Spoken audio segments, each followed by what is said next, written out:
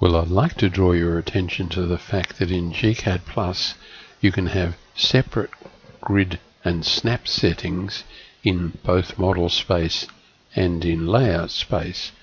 I'm in model space here, and this is a little diagram showing some planting in an open park area, and I've marked on the screen to the left here the minor grid point and major grid point. You can see here's a major grid point there and another one.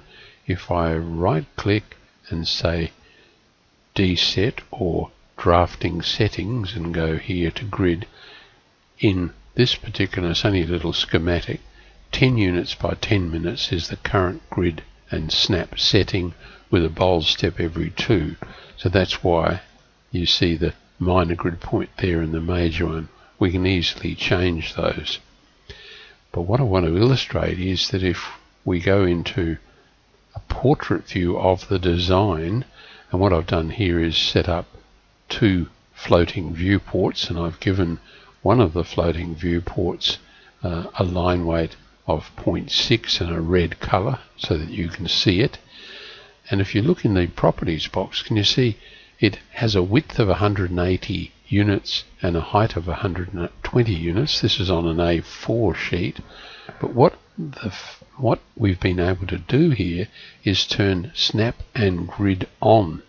And if I zoom in here, you can see there's the major grid point as the darker blob, and there are 1, 2, 3, 4 intermediate steps between the two. So if I go again to drafting settings, here the units for X and Y are 5 and quite different to what they were earlier on. So what this enables me to do, and let's zoom extends, is I can set a floating viewport of a defined size.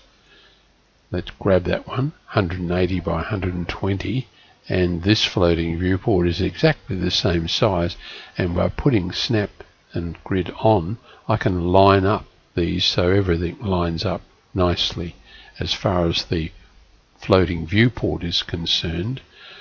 If I double click in here, I can now move across and center that view, which is how I want it, and display it on the layout. But of course we just see the tiny arrow that you saw in model space, so we can now remove those. So what I'm trying to illustrate is that you can have different types of grids working in both spaces, and it can be a useful thing. What I would now do is set up a crossing window and set the color of those viewports to 255. So even though I've left them thick, white on a white background, we won't see them.